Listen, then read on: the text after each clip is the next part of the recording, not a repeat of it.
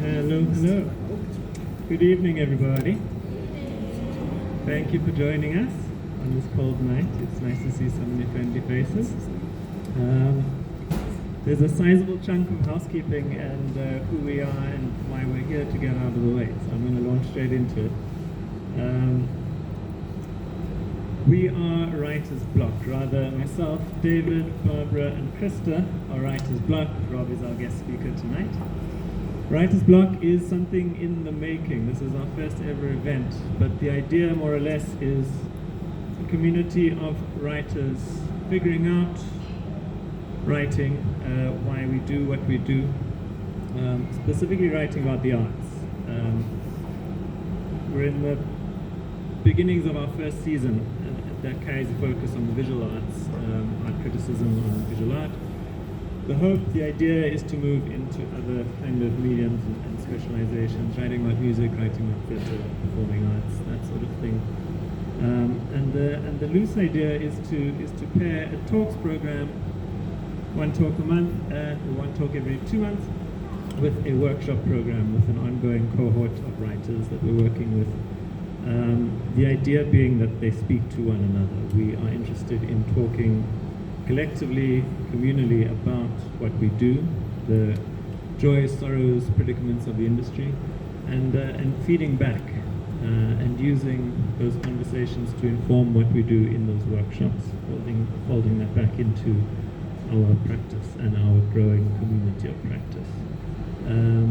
We're very thankful to be housed at the Keys Art Mile.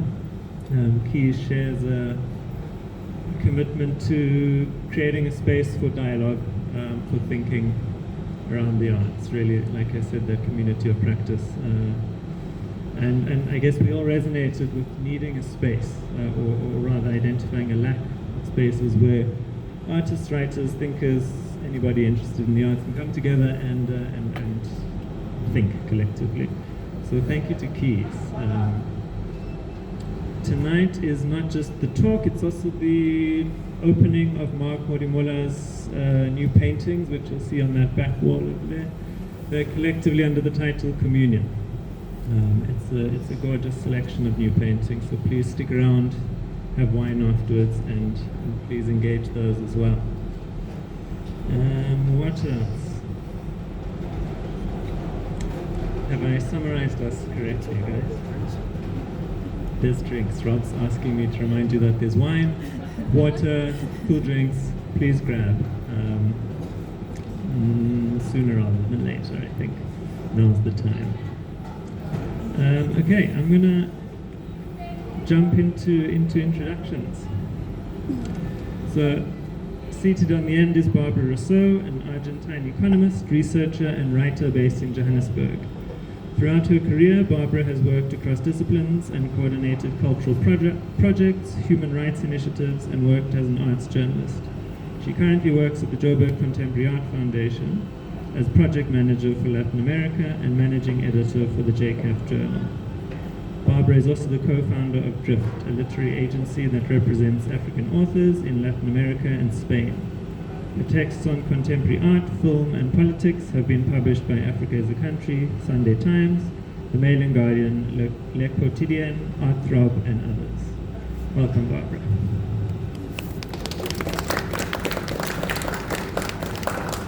Seated next to me, Christa Dee, a Johannesburg-based writer and cultural programmer with a background in anthropology. Over her nearly decade-long career in the creative sector, she has led and contributed to writing projects and public programming for both individual practitioners and large-scale organizations. Her experience includes serving as editor at Bubblegum Club, content and online public program manager for Goodman Gallery's special project South South, as well as communications and press lead for the gallery. She currently works at Pro Helvetia as the program manager for Southern Africa. Christa has also written for local and international publications, including Mail and Guardian, Art Throb, Contemporary and Foam, and others. Welcome, Christa.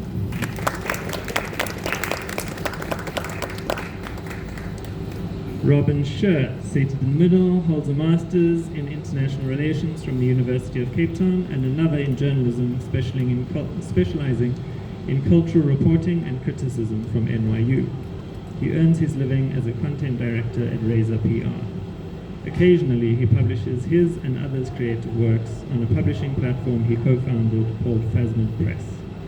A couple of years ago, he unwittingly found his way into the art world, working as an editorial assistant for Art News magazine, and later wittingly found his way out after being employed as a communications director for a gallery. Welcome, Robin. So, like I said, we're here to talk about art and art writing. We are not claiming necessarily any deep authority on the topic. We're interested in sharing experiences, horror stories, joys and sorrows, like I said, and trying to sort of touch base where we're at with contemporary art criticism, but importantly also sort of looking forward on a kind of speculative note to an emergent alternative art criticism. Art criticism is changing in South Africa, on the continent, across the world, for various reasons, and we're interested in pursuing that thread for tonight's talk, but also through the entire season, really, of Writer's Block. So I wanted to start, there's this article doing the rounds at the moment in the New Yorker by a film critic, Richard Brody.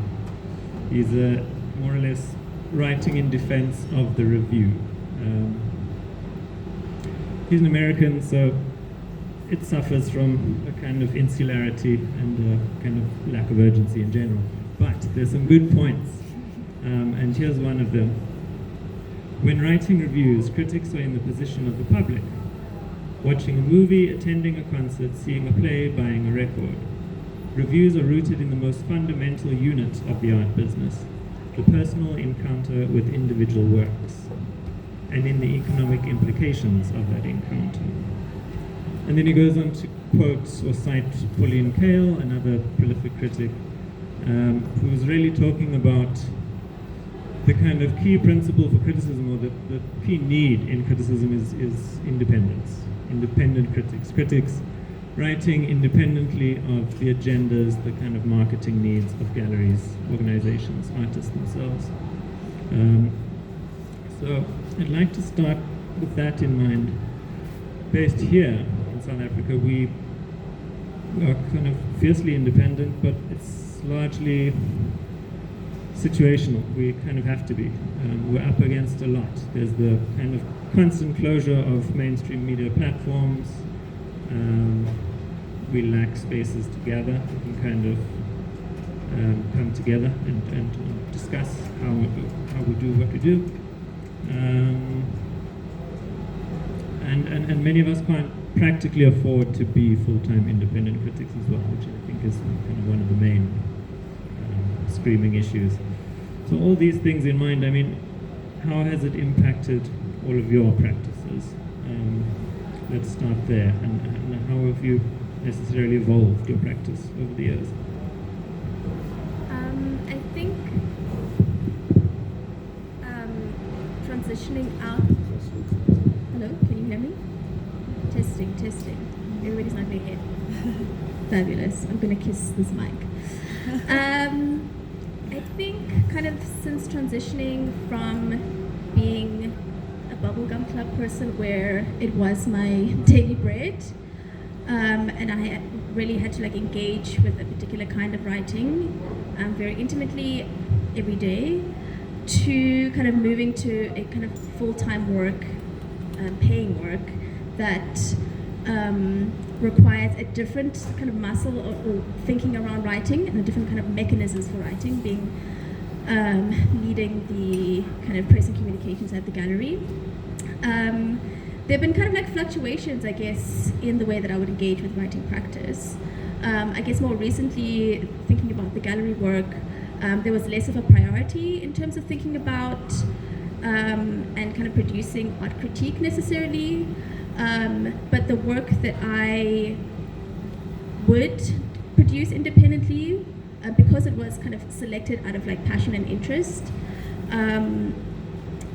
it really felt like it connected to my voice in a more intimate way, because it was something that was not out of necessity, but more out of like interest, or feeling the need to amplify a certain like artist practice or a particular like cultural moment or something like that.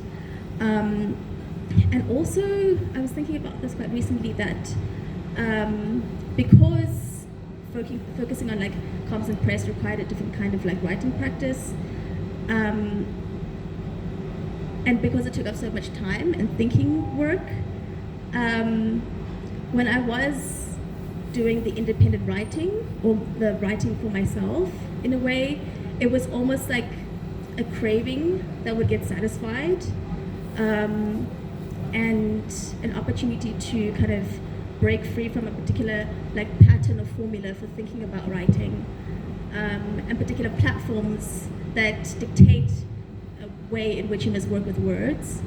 And it was also a way for me to re-engage with my voice again, because we've kind of spoken about this before, that, you know, being writers within institutions requires that it is your voice, but it's not your voice. We've spoken about ideas around, you know, authorship and ownership within these institutions before. And so it was, as much as it wasn't a priority, it was also a necessity in a selfish way. But also because there's so much interesting cultural work happening, and it's always important to kind of re-engage with those things, because I feel there was a moment when I felt like I was just mainly engaging with commercially viable work. But there's a lot of like interesting thinking, interesting working practices, interesting processes that may not necessarily have a outcome that's easily recognizable as like art, you know? And yeah, I think it's kind of been, yeah, I think that's how it's really affected my practice, is thinking more about having the, I guess, privilege in some ways to be selective about what I write about, but also not having necessarily the time. It's kind of something that exists in the fringes in some ways.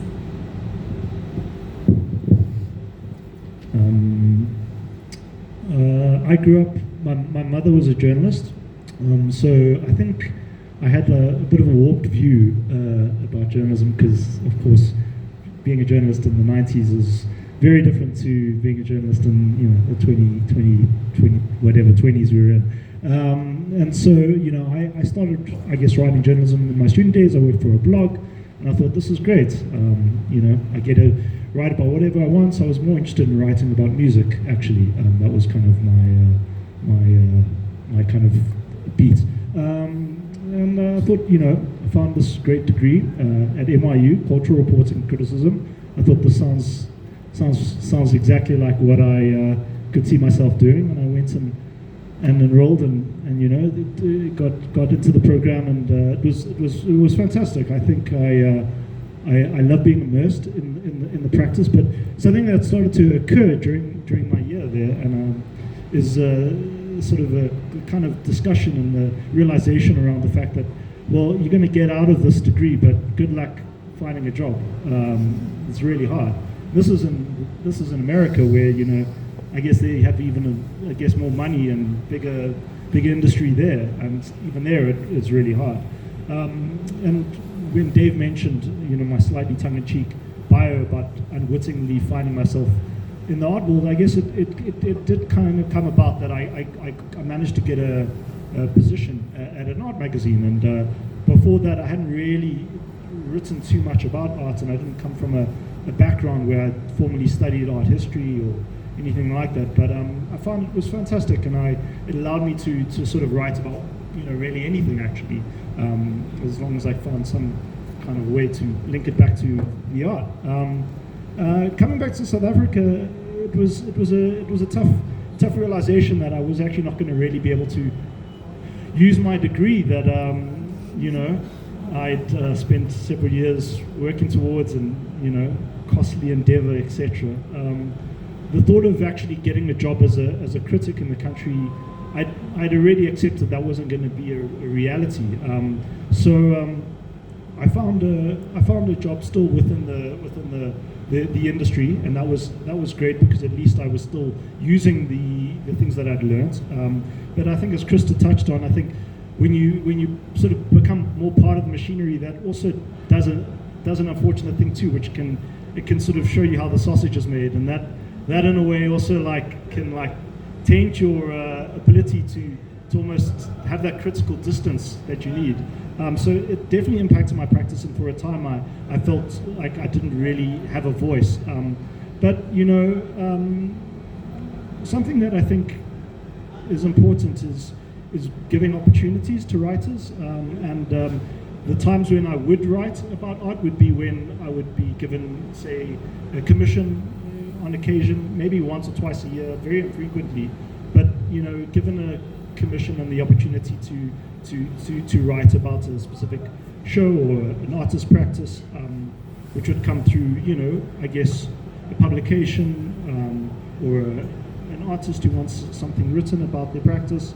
Those opportunities were great because I think the hardest thing, and this is something I know we're going to speak about throughout this conversation, we'll come back, is that when you have worked very hard and you've spent years refining your ability to articulate yourself and write about whatever it is you want to write about to a point that it's publishable, it's hard to do that for free. You want to be, you want to be able to justify the time and effort that it takes. And so, when I was starting out and writing for a blog and it was free, that was fine because I was wet behind the ears. But yeah, I think how it's affected my practice is that I just treat it as a nice thing when it comes around, and otherwise I just do my day job really. I think it would be great if I could be a full-time critic working for a newspaper, but that's a sort of job that doesn't really so much exist anymore. I think I also resonate with a lot of the things that you've been saying. Particularly, I think with the issue of kind of losing my voice, but that only came later, and I think actually since I'm in South Africa, because before I'm from Argentina, I used to work at this feminist magazine called Revista Chocha, and that was like my first gig as a writer, but I was also a student studying economics, so it was like my free, it was something completely different to what I was doing on my undergrad. And it was my vehicle to get close to creatives. So, maybe I admired a theater director and I was like, oh, I'm gonna propose interviewing this person. And that's how I started to connect with a lot of people in the scene. But I think there was that kind of that thirst, but also that very freshness thing of I'm doing this and I'm publishing, and I'm actually publishing it so regularly. But then years later, when I came to South Africa and I started working for the Embassy of Argentina and then later at JCAF, it seemed like most of the things that I was writing, basically nothing had my name, because that's the rules of the game, right? You're writing press releases, you're writing, you're editing curatorial text or whatever the project might require of you. But all of that just made me feel very distant. And on the one hand, it's also okay, this is my writing portfolio in English, doesn't have my name. I can't claim anything of this to be mine. And then I started to say, okay, I have to start a practice here and kind of start from scratch. But then this kind of decline of the local kind of media industry in South Africa, I think when I arrived in 2018, it was still, it felt differently, I think, pre-COVID. And I still, I was getting paid. And I think after COVID, I was having to chase people for a year and following up. But then at the same time, similarly to what Christa was saying, the kind of privilege of having a full-time job allowed me to be very selective of not accepting kind of more advertorial gigs. And I'm not judging, I know a lot of writers have to take them, but I was very if I'm not making a lot of money and I already have a job, I'll definitely not take this type of gigs. And I think seeing kind of the development of the industry from an institutional side also has showed me how, let's say, press releases are like remixed and like just like constantly, like that's what happens all the time. It's like a press release that's like the matrix, and then like it continues to expand. So that has like made me in a way like kind of disenchanted with writing. But I think also I don't know, I'm just feeling like, okay, it impacted my practice in the sense that I'm no longer pitching to, let's say, newspapers. But I did find like other spaces, like for your occasional long form, your occasional commission and stuff like that. But I am still very kind of thirsty of like writing for things that I really love. But it's like occasional, honestly, like maybe 2-3 articles a year. Yeah. We published one. Yes, we published with Rob. Yeah, this precarity that we're all speaking about is interesting because you are either, there's kind of two modes of being, more or less, as a kind of art critic in South Africa. You're either attached to an organization that pays your salary and your rent, or you're freelancing for your life, sending out cold pitches to like the 5 publications we have. So I'm being a bit melodramatic, but and I guess that excuse me, that precarity does shape who we choose to write about and how we choose to write as well. It's interesting. I was so caught up in the housekeeping, I completely forgot to introduce myself earlier. I'm very sorry. I am David Mann. I am an art critic as well. I write about art, architecture, performance, literature. I also write fiction about the art world. It's my great joy to intersect those worlds, to slam them together chaotically. I work as the sort of in-house writer at the Center for the Less Good Idea. We're an incubator space, mostly for the performing arts, in Mabuning, in downtown Johannesburg. And I'm 1/3 of Writer's Block. Cool, so that's me. Rob, I want to pick up on this NYU degree. It was a degree in journalism, but with a focus on criticism. We don't really have an equivalent. We don't have any kind of dedicated course here that focuses on criticism at all, or art criticism. We have short courses, things like that.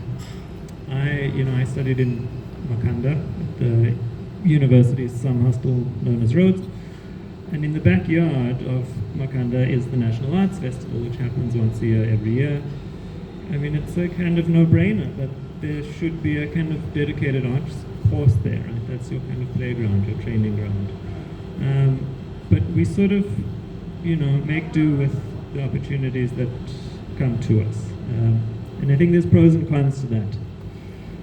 On the one hand, it allows for an emergent kind of criticism that's not too prescriptive. It's not a kind of rigorous, straight out of school, cut and paste kind of criticism. But also there are fundamental skills that critics need, I suppose. And I'm curious, Rob, what you think, if there should be a training for art critics, what should it be? Should we be committing ourselves to studying politics, journalism, art history? I mean, what are the kind of prerequisites, if any, for an art critic? I mean, disclaimer, Dave did give us these questions beforehand, so it's not working. Hello? Oh, there we go. It wasn't all the way up. I'll repeat what I was going to say. Disclaimer, I mean, Dave did give us the questions beforehand, so we've had some time to think about our responses. And to this one, I've been thinking quite a bit about it. On one hand, I would say definitely receive training and be steeped in the tradition of criticism. I think one of the most important things for me about the program I did, which I loved, and it was such a privilege to be able to do it, was that it introduced me to they call it the cultural conversation, but essentially like a curated reading list of important pieces of writing, largely from, I guess, the 20th century and the 21st century, where people are grappling with some of the big ideas and questions related to not just art, but not just fine art rather, but all forms of contemporary culture. I think that's probably one of the most important things you can do, and that's something you don't have to go to university for. It's something you can do as self-study. But I guess what a university allows for is it's a kind of curated list. It gives you the essential readings, so to speak, and then also the space to have a discussion around that. You don't need a university for that. That can be done. You can organize it. If, for instance, you decided to form a group called Writer's Block, you could do that. But I think the problem with the formal aspect to it is that you go to university, you pay money, and then there's a certain expectation that something's going to come from it. And I think one of the things, and I'm going to keep on touching on this, is that it's difficult to receive formal training for a job that kind of doesn't exist anymore. I think you have to be thinking about, well, how do you evolve this role? How do you adapt it in a way? So I don't know if I'm quite answering the question, but I think yes. I think you should do your homework, so to speak. But that homework doesn't have to take the form of a traditional university education. I think there's many different ways to self-educate. I think one of the most important things is identify what you're interested in, and be a real nerd. Like dig deep down into that thing and write about that thing that you find interesting. Because if you find that thing really interesting, when you write about it, that will come through in the writing. And hopefully, if that happens, people find it interesting to read too. So yeah, I guess my thing would be to encourage. I mean, this is going to sound really basic. Encourage reading as much as possible. I mean, that's obviously the challenge that we face as writers too, is the lack of people reading. But it's a chicken and an egg kind of thing. But if we can find ways to get people reading, both to practice the art of criticism and also to actually have an audience for criticism, we're going to be winning this kind of what feels like a bit of a war or a battle. Yeah. Read the writers as much as possible, absolutely. I guess the barriers to entry are maybe not less, but they're certainly different. You no longer need to be a practicing journalist with access to the kind of local paper's editor to submit your review. You just need an internet connection. Yeah, it's interesting. Christa, you, in I suppose many ways, started out your career at Bubblegum Club, where you eventually worked your way up to becoming editor of Bubblegum Club. It was at a time where the platform was pretty young, I think. For those who don't know Bubblegum Club, it's a very independent publication that's been an important platform for kind of fringe voices, fringe artists over the years. Editing, I think, like teaching, is a thankless, miserable job, but it's an essential one.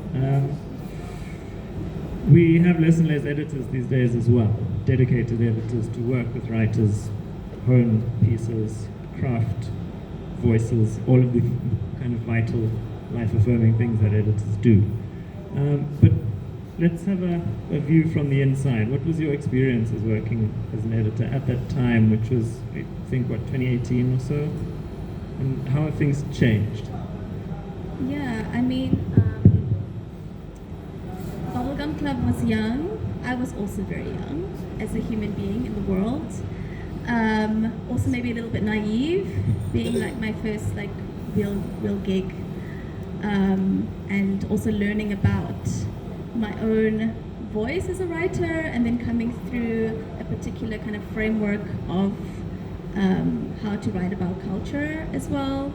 But kind of towards the end, I was, I guess, trying as much as possible to be quite precious about the kind of tone and energy that Bubblegum Club had, and it's quite nice to hear when people kind of reminisce about the good old days, that it did feel like it had like its own stamp, its own kind of like it carved its own space, and I think that was also very much because of the writers who were contributing to it. They had very strong kind of engagement with cultural practices, and were also quite particular about how they wanted to present their own work and their own voices. I think because it was so young when I first joined, it was quite challenging to, I guess, think about money. And that was kind of almost kind of kept in a space that I was not able to look at in a way. So like towards the end, it did feel kind of strange to be like an editor who didn't have an understanding of a budget for a platform, which made certain conversations with certain people quite challenging. But I know that, yeah, okay, let's leave it there maybe. So that was quite a challenge, and became something that would weigh quite heavy on me towards the end.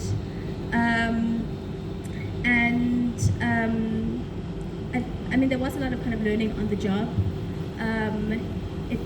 Bubblegum Club kind of started to frame itself more as like a cultural intelligence agency, rather than necessarily kind of dedicated specifically to writing and like reflecting on art and cultural work. And so another, I guess, challenge did become, which I think a lot of publications have to think about as well, because you have to find a way to make money, because you have to, you know, pay bills and pay writers, etc. But I think as an editor, it was also quite a challenge to think about how to balance and kind of maintain the kind of integrity and like the core of the publication alongside an increased amount of kind of sponsored or paid content, which came from particular brands, not always South African brands, also some of the bigger brands like Nike, Adidas, etc., who have a particular expectation around how their product or their experience must be spoken about. And it did also take up quite a bit of my time to think about, because I was often the one having to write that stuff.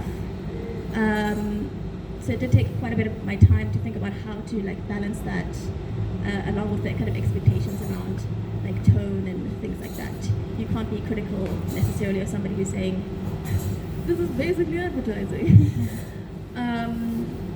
So that was quite difficult to navigate. And yeah, having to work through kind of like the schedule for the publication to kind of make sure it wasn't overtaking so much, which was kind of a bit tricky. But also, I mean, it was a small team, the core team. Obviously, we had the writers who were freelancers for the most part, but the team itself was like 5 people. It was just me and the assistant editor who were like focused on text, and you know, everybody else is more increasingly focusing around like visual components, and I think that also became something which was a really good extension for creating content, but it was more around like content necessarily, and not necessarily nurturing like textual outcomes. Yeah, I mean, it was great. It was also, I mean, what was really exciting was reading the work of other writers. And I tried as much as I possibly could as a young human in the writing world to kind of be precious about their words, and not like, you know, to make sure that their voice came in quite strongly in what was the final product. Maybe product is not the right word, but the final published piece. And yeah, it was amazing to like meet so many writers who were so plugged in to what was happening across the country and in some ways across the continent, because we did kind of commission a few writers from outside SA. And I think, yeah, it was a good time for a moment, and I'm always grateful to the writers who were kind of patient and who really stuck it out and who really were dedicated to the artists and practitioners that they were writing about, and that they would like fight for and say like, hey, I really want to write this piece. It's good, and it's going to be long, but it's going to be good, or it's going to be a little bit experimental slightly, but it's going to be good, or like you have to include this particular audio piece along with the writing because it's going to make it make sense. And so it was nice to kind of have that kind of collaboration, which yeah, I think is quite, I don't necessarily see always on the other end as like a writer submitting to editors these days, because I guess there are different challenges and restrictions now for them that are quite difficult. Yeah, but yeah,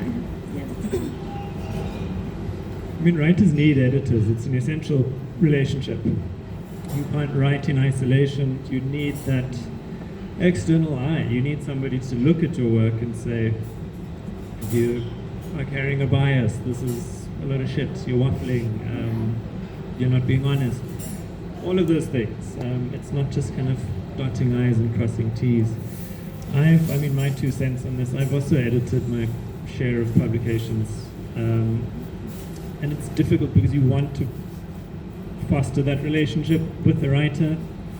Oftentimes the predicament is that you're working with, like you said, limited to no budgets at all.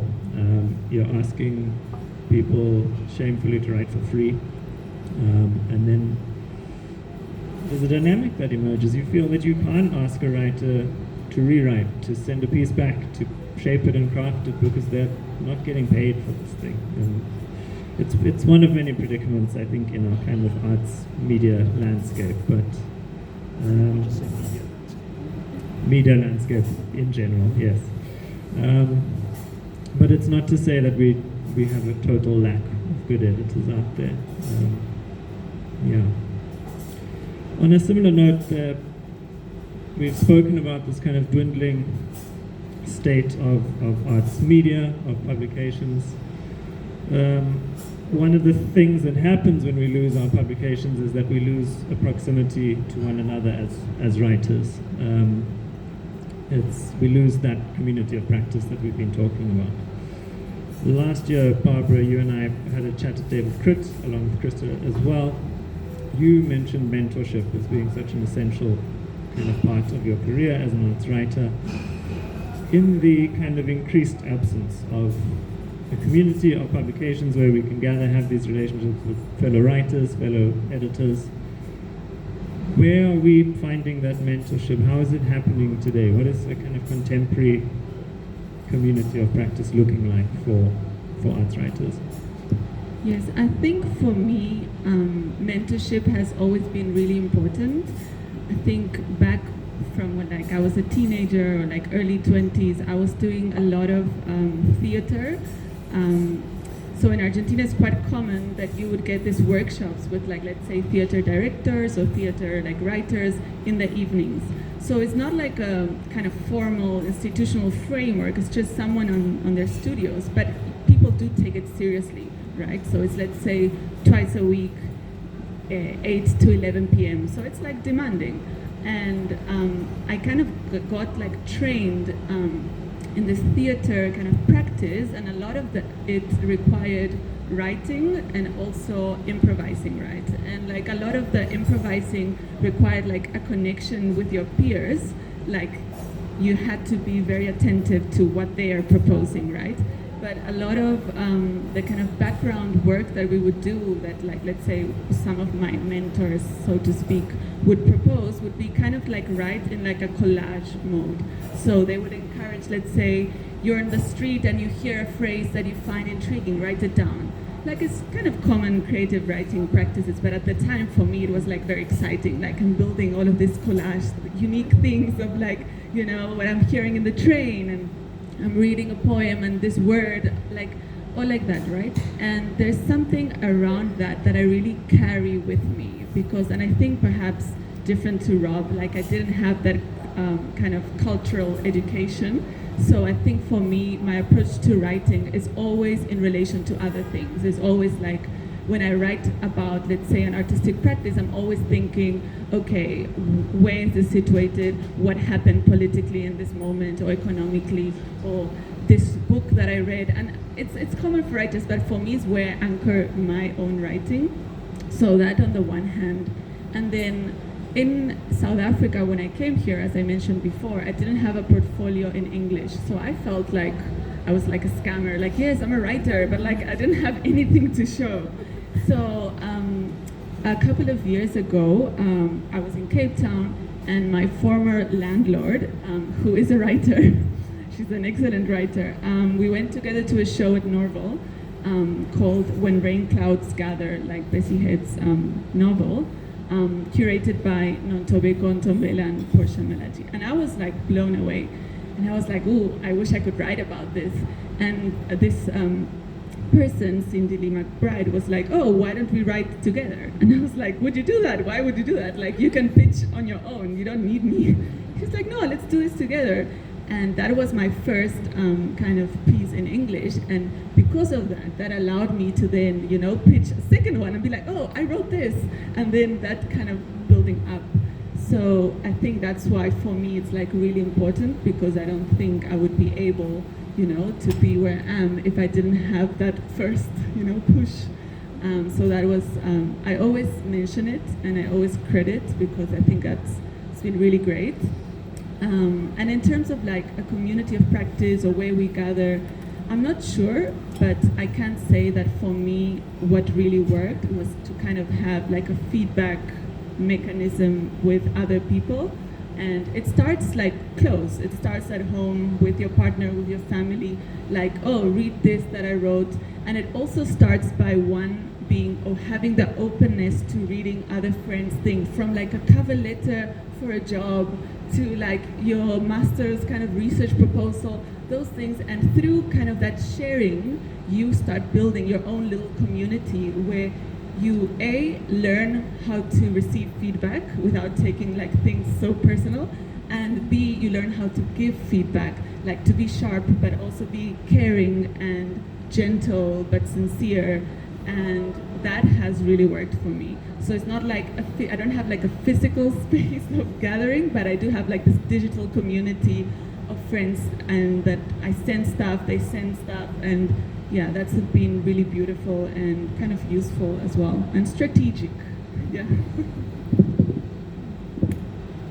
I think you sort of at least once a week, to be honest, or once every 2 weeks, I get a message from somebody, a young writer, saying, I really want to write. I really want to do something similar to what you're doing.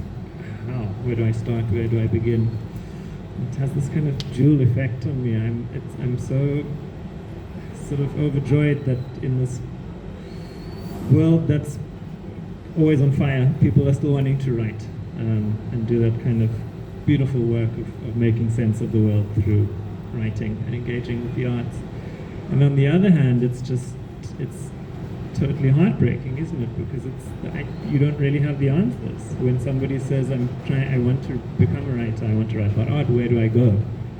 My response is always sort of like, I'm still figuring that out, but you're welcome to join. And I guess, you know, to circle back, that's one of the things Writer's Block is trying to do as well, is kind of create those spaces that we can all puzzle this out together. Rob, 3-4 years ago, when you took your leave of absence from the art world and went into agency life, you published a short story, a work of fiction. It did the rounds. It was called 6 Days in the Life of a Gallery. It's an excellent story. It kind of holds to account a lot of the predicaments of power and kind of value that happen in the art world.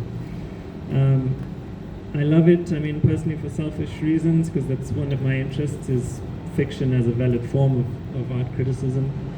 But I'm curious why you gravitated to that format. Why fiction over a piece of journalism that might have been institutional critique, for example? What was it about storytelling and a kind of fictional world that drew you in? Right. Yeah, I guess. And perhaps an overview of the story, if it's sure. Yeah, of course. Yeah, maybe I'll start with that. Basically, it was a I would say my first attempt at trying my hand at, I guess, what one might describe as autofiction, but like a form of fiction based on lived experience, and it's the title is quite self-explanatory. 6 days in the life of a gallery. So it's 6 days told from the perspective of a few different employees within the space of a commercial contemporary art gallery. And it sort of gives you a bit of an insider's view into what it's like to, as I said earlier, see how the sausage is made. Just, I guess, like in a way that any kind of like office comedy would play out. You've got the interpersonal dynamics, the drama, the foibles, all of those things. So that's really what the story is. You can read it. It's on Botsotso, which is also something Dave failed to mention he is involved with. It's an online, or in print and online, long-established literary publication in South Africa. I highly recommend visiting its pages. Not just to read my story, of course. Yeah, I mean, I guess it was born out of a combination of frustration and catharsis, I guess. Frustration because of everything I've been saying tonight, which is like this feeling of, I guess, almost like writing into the void. You try to condense your thoughts about something you've experienced, or an exhibition, or a movie, or a book, or whatever it is, and you bleed your heart onto the page, and then you put it out into the world, and then it feels a bit like crickets. There's not really this groundswell of response, or which I guess is a litany of reasons for why that may be. But I thought I would try something different, try a different approach, and something that I think is important for me, both as a consumer and then also as a producer, is the need for entertainment. I think that the biggest challenge probably we face as a society is the sheer overwhelming barrage of information that we receive on a daily basis. I mean, I don't need to sound like a grumpy old man, yeah, but we are bombarded with so much stuff, and it's leading to all sorts of effects. Our attention spans are less. AI is making us dumber, apparently. I mean, I'm quite grateful for it, but all of these things are we competing for people's attentions. And I think probably someone who now works in the PR space, we always talk about the difference between earned media and paid media. And the goal you want to do in PR is get earned media. And that means that you need to really get people's attention. You need to give them something that they want. And what do they want? Well, I think today what people want is authenticity, and they want storytelling. And I think you can do that perfectly fine in a traditional non-fictional way. I'm not saying you can't do that, but I chose to use the avenue of fiction because it gave me a greater freedom than I would have otherwise had, I think, to say what I wanted to say. I also think what it did is it allows for the people that read the story to project their own their own associations and experiences into the piece. Some people could say, "Oh, what do you think this? Who do you think this character was? Or what do you think this thing this person was saying? What do you think that means?" And they could be onto something, or they could not be. But that's the beauty of it, is it gave everyone a chance to sort of like, I guess, find their own associations and relate to it in that way. And that's what something like fiction can do. Yeah, I think I'll leave it there. Yeah. Absolutely. I think part of my own disillusionment with art criticism is that there's we're in 2025, nobody is after a kind of pursuit of objectivity. We know it doesn't exist. But there's still a pursuit of certainty with any kind of journalism or art criticism. And there's a kind of tone of authority, I think, that we're expected to have, or that people expect critics to have, and that forecloses something. It forecloses possibility, and it certainly, for me, shuts down a kind of invitation to collaborate, co-author meaning through criticism. I think good criticism, as you say, exactly is storytelling. It invites a collaborative moment. It says, this was my personal engagement with this work. And it sparked these associations. It helped me kind of make sense of myself and the world in these ways. How do you see it? That sort of thing. I'm conscious of time, so I'm going to kind of segue from there into a closing question about all of your thoughts on an emergent criticism. What is the criticism of the day, or what should it be? Are we seeing a kind of return of the review, the traditional review? What have we lost? What are we gaining? I know it's a broad question, but I suppose, top of your head, what are you seeing? What are you excited about? What are you feeling a lack of? And what should we be nurturing, working towards when it comes to a South African art criticism?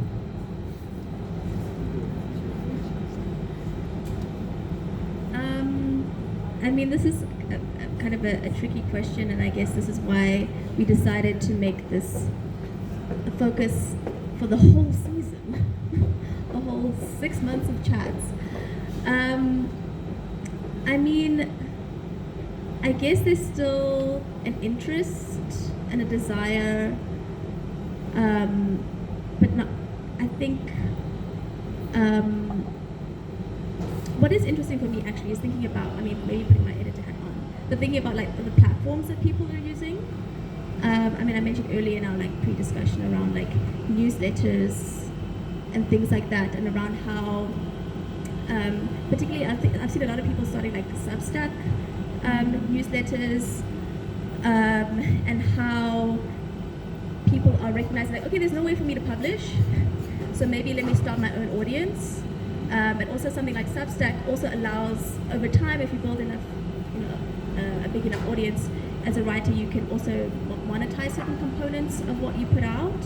And so there is an element of being able to like earn from what you're putting out. And that's something I've been seeing quite a lot, which I find really interesting as like an output.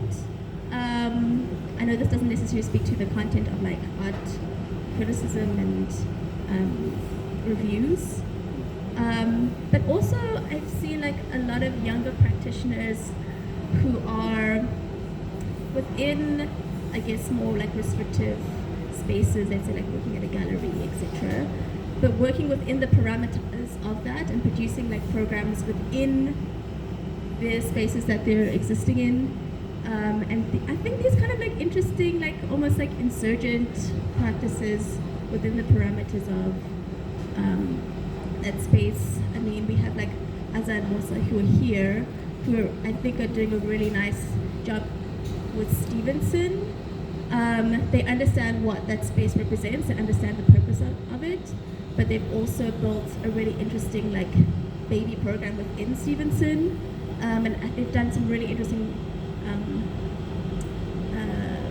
programming. For example, one relatively recently was they had a workshop which invited audience members to come and write love letters, and this was in response to an artist's work who produces work that is basically like phrases written on underwear that's kind of, I think, preserved in resin, if I'm not mistaken.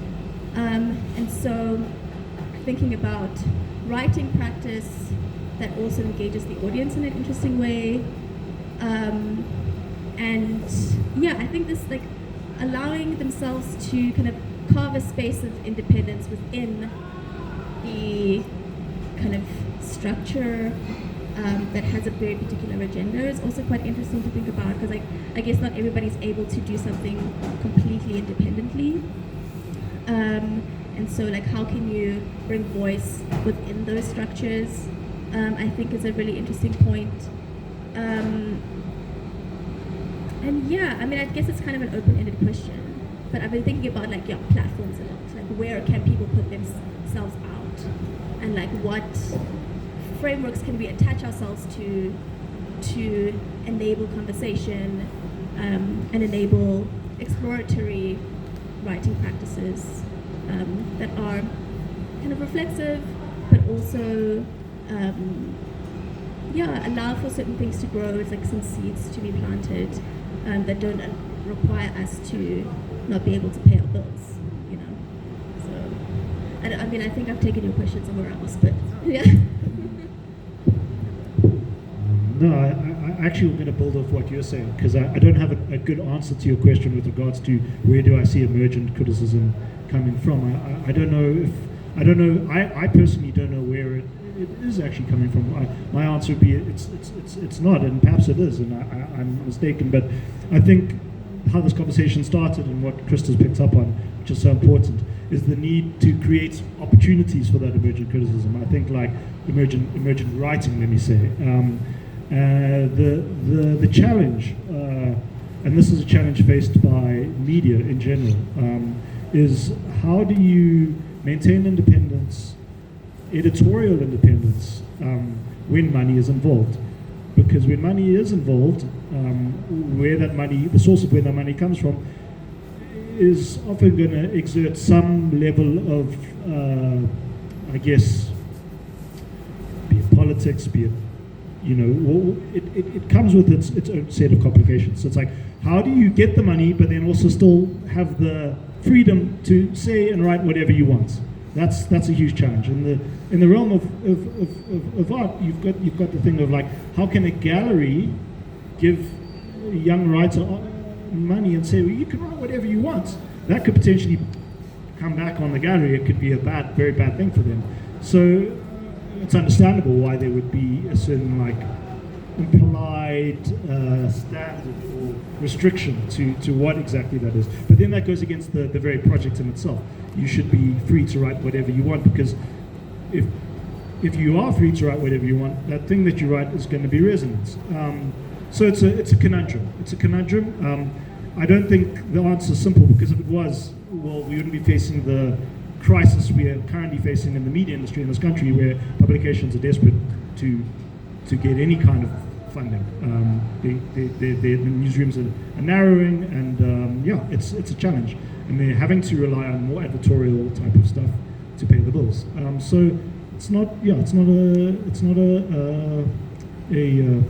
simple problem and answer, but we'll just end by repeating what I'd said, which is that I think most important thing we can be focused on is building audience, is trying to create community.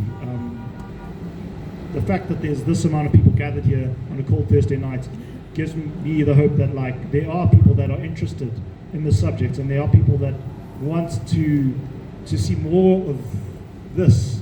I think we often get forgetful of that in our segmented online spaces, and so IRL is good for that.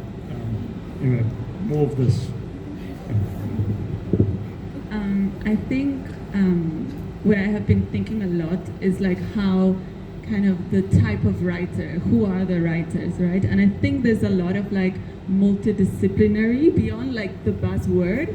I think it emerges from a necessity, which means like the writer is often a cultural worker, is often like hanging a frame, like is often doing a whole bunch of other things, and not to kind of romanticize this like kind of a neoliberal like entrepreneurship, but in reality, writers are doing a lot, and and they're also faced with kind of knowing artists and knowing kind of the B side of institutions, and I think that has made a lot of the writing that I've seen recently like a bit less naive, or maybe like, I don't know, it's writers that are like really hustling to live, to pay rent, and I think, again, I'm not wanting to romanticize because I think it's tragic, but it's trying to be positive. I think there is that kind of hustling is like has an impact on the writing, and if I also think about,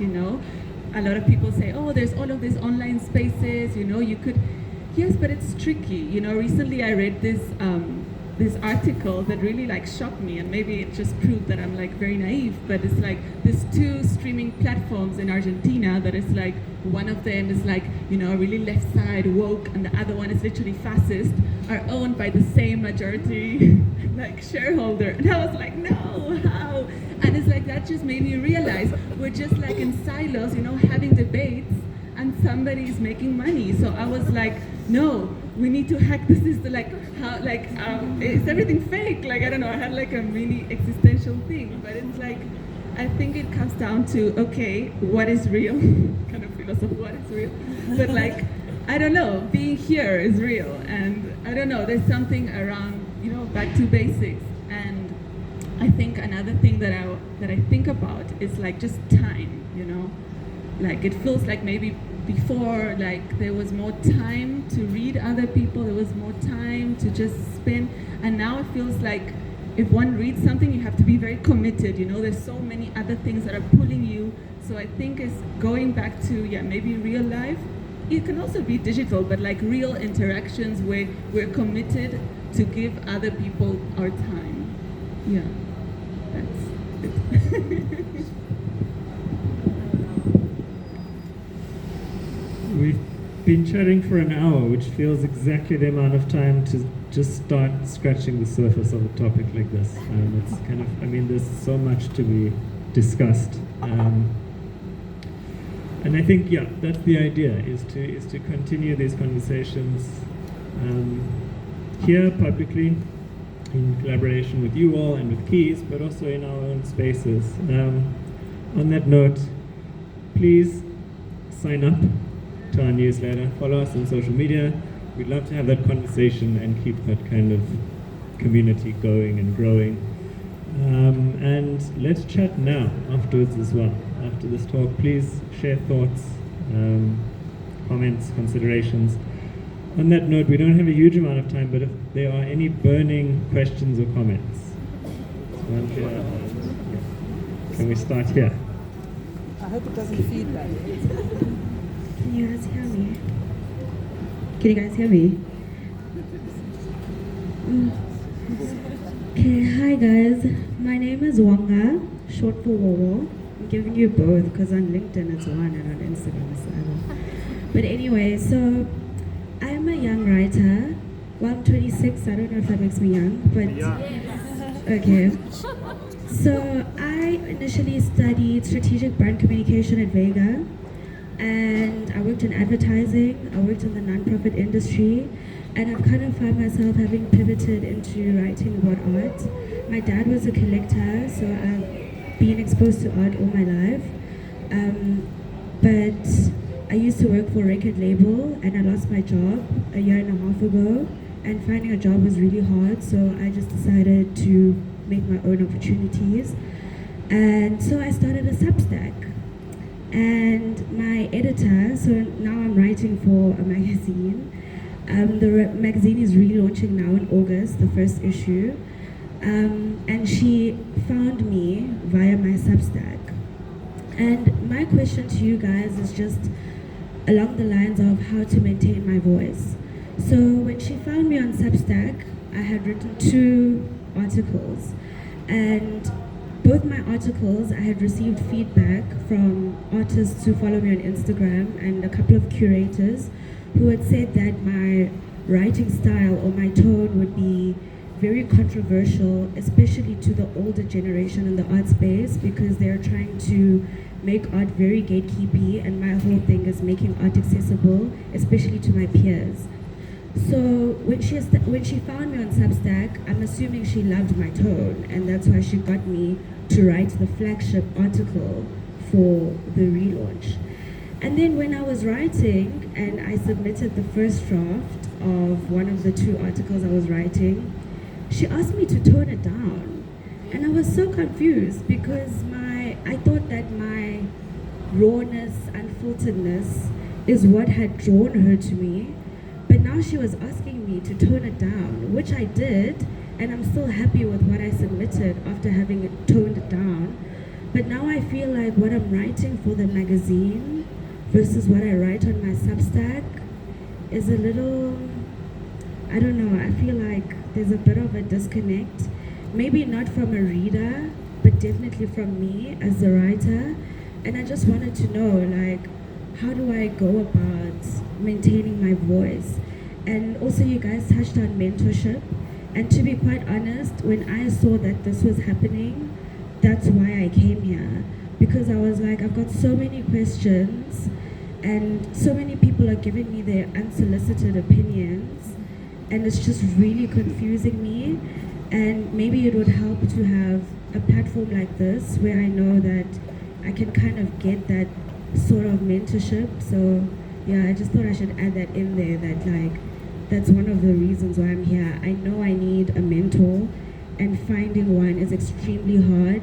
A lady that I did speak to about wanting to write asked me, why would you want to do that? Like, no one even reads anymore. And I was like, yeah, but I kind of want to do it, you know what I mean? So yeah, how do I maintain my voice? And will this platform give me the mentorship that I so desperately yearn for? Thank you.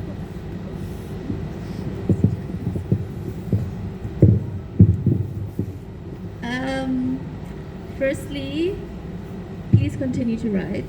I don't know why people do read. There are readers still in the world. Please continue to write.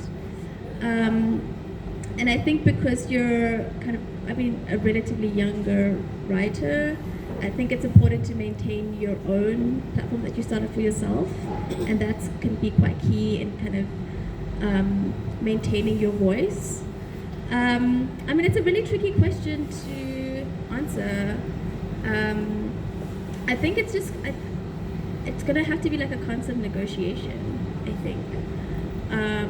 Maybe because you say it's like a new magazine, or it's being relaunched. Right. Okay. So it has some history to it. Okay. Depending on how brave you're feeling, it might be good to kind of have a moment with the editor and just say like, hey, let's chat about what this is, and I have a particular way of writing, and you've met me through this channel, which you've seen how I write here, but I do understand also that this is the magazine it has its own brand and it has its own agenda. So how can we talk about what this is, so that you don't necessarily feel too diluted. And also, you can also decide to, depending on your circumstances, and how nice your parents are, you can also maybe say no to some things, and just say Dad, help me out for this month. But if not, then you just have to, I think just open up the conversation, just say hey, I'm really excited by this thing, I'm keen to do it, but let's see where the middle point is. It's kind of tricky, but keep writing for yourself as well. I think we've kind of touched on that quite a bit, that the reality of life will always hit you, and you will never, if it's an external platform, it will never be your own thing. And so sometimes your voice has to get a little bit diluted or be subsumed by this external thing, whether it's an institution that we've worked at before, or writing for another magazine or something. It'll never be this is my baby. But yeah, continue to write things that excite you. Just to add something quick to that, in terms of actually as a career, in terms of having a stable job and a paycheck at the end of the month, something you're going to have to come to terms with is what are you going to be writing to sustain your livelihood. if it's just going to be arts writing in this country, the biggest challenge you're going to face is that it's a small pool. And if you want to write what you want, if you want to say what you want to say, you might quite quickly find a lot of doors closing around you. This is a thing that people are kind of a bit afraid to talk about, but it's the fact of the matter. Power plays a big role in how things get said and who says them. And I think that's something that's important that you know that straight off the bat, because if you want to sustain yourself within the arts ecosystem of this country, you are unfortunately at a certain point do have to kind of toe the line to an extent. I don't know if that's harsh, but that's, yeah. I think also with regards to editors or people with power, kind of, there is a romanticization of someone that's like, you know, very opinionated and radical. It's like, ooh, we love this. But then when you're inside, and I experienced this from like the institutional side with artists or other creatives also, then it's not as cute, you know. It's not so nice. And then there is this this wanting of people, like this desire of people fitting in. And you're not the first person that, like, it's common that, you know, when you're not inside, it's like, oh, she's doing great. But once you're inside, you have to, you know, line up. So first that, I think, and I also coincide with Rob, that, and perhaps there is an internal conversation with yourself to be like, okay, I can compromise on, let's say, X, Y, but I will not compromise on this other thing. And before you even have the conversation with a third party, you know that, okay, up to here, but I want to say this about this artist. So I think if internally one knows that, then you're much more secure in the dialogue and in the negotiation with the other person. Yeah. And regarding mentorship, please come chat to us afterwards. I'm playing timekeeper, so I'm going to have to cut it there. A reminder to... Okay, please come chat to us afterwards. We'd love to continue the conversation. One question, okay. Denzel, yes. Thank you for allowing me to be the one question. No pressure. It's working, okay. It's like a thought question, whatever. So accepting the premise that generally, like, no one reads anymore, right? Accepting that premise, and accepting that as a consequence of that, there's less money in writing, whatever, like, to go around, basically. And then proposing, right? Like, there's the expression that, like, even bad PR is good PR or something to that effect, right? That, like, even, like, bad press is press or something to that effect. And so on that last note, I'm curious as to why of all the forms of writing, it's specifically like critique that has taken the hit. You know what I mean? Like criticality specifically. Like the looming threats of AI or whatever, you know, could also very easily produce curatorial text, right? But people are still actually paid and commissioned by galleries to write curatorial text, albeit far in between. Why is it that, like, criticality specifically has taken this hit? Drawing here on, like, mostly, to be fair, like TV media. I mean, I assume people used to go to exhibitions which are even panned, right? Like, this is when there still was critique, and your mom was a journalist in the 90s, so she could probably speak to this better, but it's like, people, I mean, even like the most controversial voices used to be voices people turned to for their criticality. So that specific facet of art journalism, kind of, in my view, taking the biggest hit is really interesting to me, because, you know, then we have like a surplus of very descriptive writing, right? I mean, even people who aren't being paid are, like, you know, they're writing off their own free will, are writing, you know, the gallery had black walls and there were paintings and sculptures within it, which is just completely descriptive. It's not critical. I get no sense of how this writer feels about the exhibition, but I'm aware that the gallery had black walls and paintings and sculptures within it.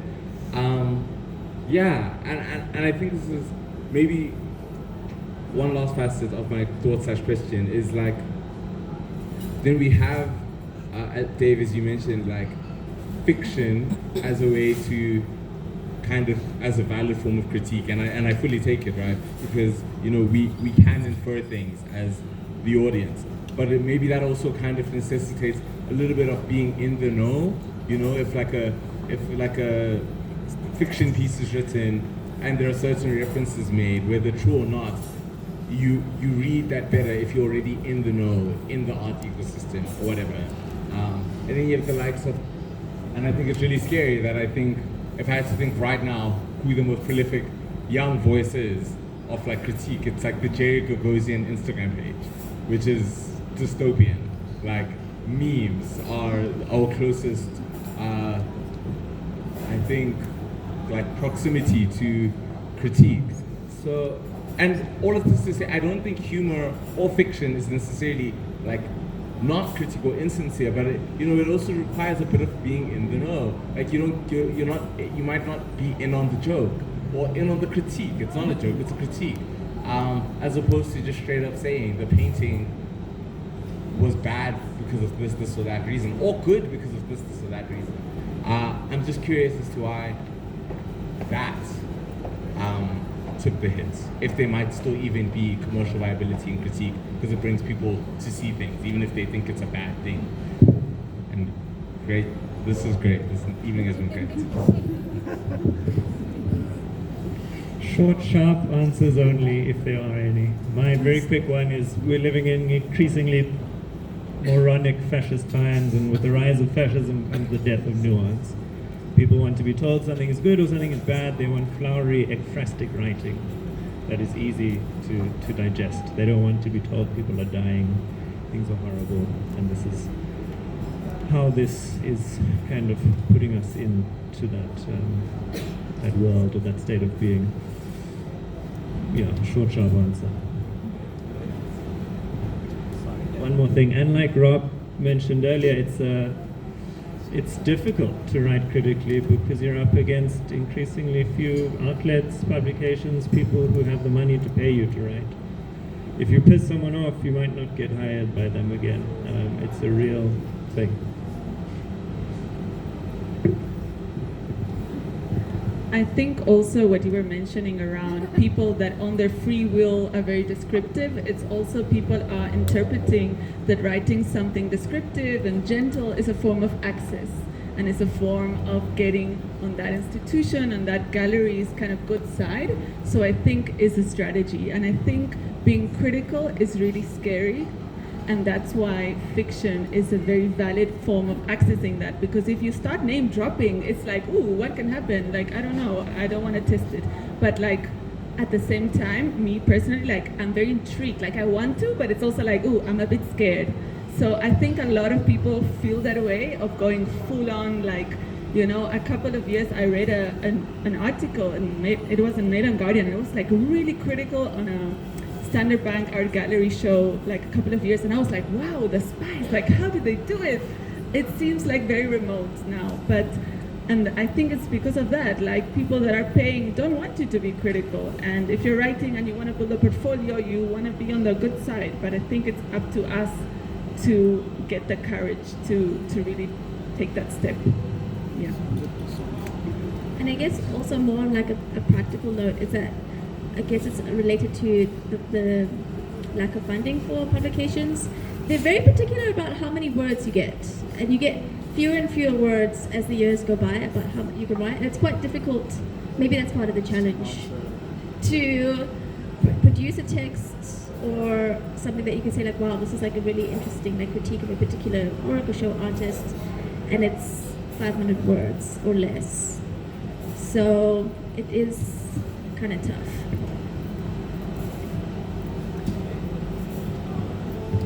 Cool, thank you everybody. Like I said, please stay, grab another drink, come chat.